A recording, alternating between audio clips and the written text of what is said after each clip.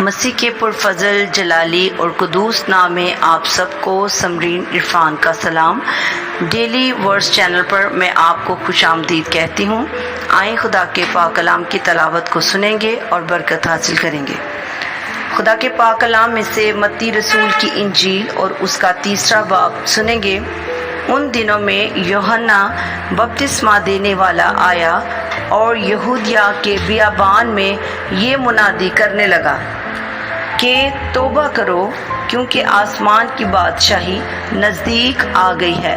یہ وہی ہے جس کا ذکر یسایہ نبی کی معرفت یوں ہوا کہ بیابان میں پکارنے والے کی آواز آتی ہے کہ خداوند کی راہ تیار کرو، اس کے راستے سیدھے بناؤ۔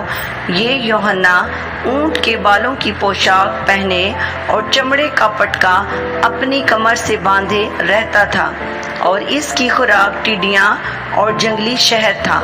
اس وقت یروشلم اور سارے یہودیہ اور یردن کے گرد و نواح کے سب لوگ نکل کر اس کے پاس گئے اور اپنے گناہوں کا اقرار کر کے دریائے یردن میں اس سے بپتسمہ لیا۔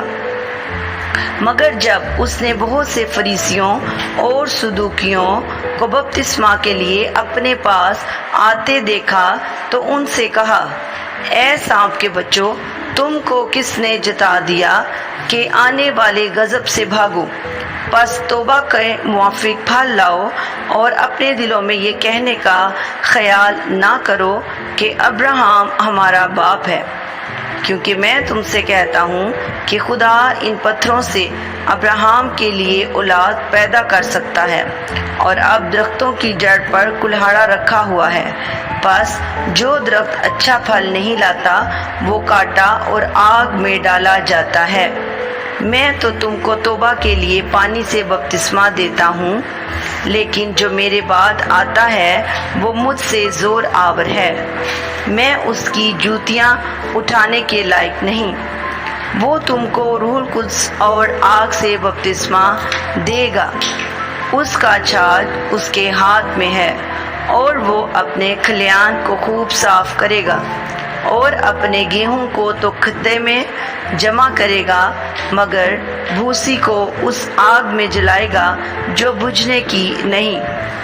اس وقت یسوع گلیل سے یردن کے کنارے یوحنا کے پاس اس سے بپتسمہ لینے آیا، مگر یوحنا یہ کہہ کر اسے منع کرنے لگا کہ میں آپ تجھ سے بپتسمہ لینے کا محتاج ہوں اور تو میرے پاس آیا ہے۔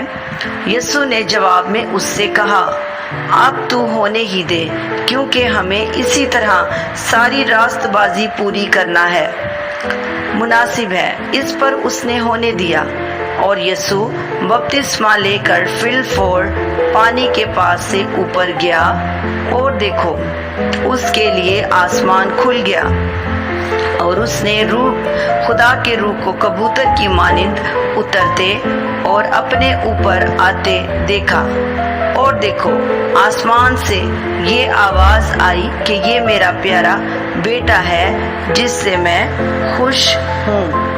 خداوند کے پاک کلام کے پڑھے اور سنے جانے پر خداوند کی بڑی برکت ہو۔ خداوند آپ سب کو اس کلام کے وسیلے کثرت کی برکت دے۔ آپ اس کلام کو ضرور دوسروں تک شیئر کریں، اس کلام کو لائک بھی ضرور کریں، اور اس چینل کو سبسکرائب کریں۔ خداوند آپ کو اور آپ کی گھرانوں کو برکت دے۔ God bless you all.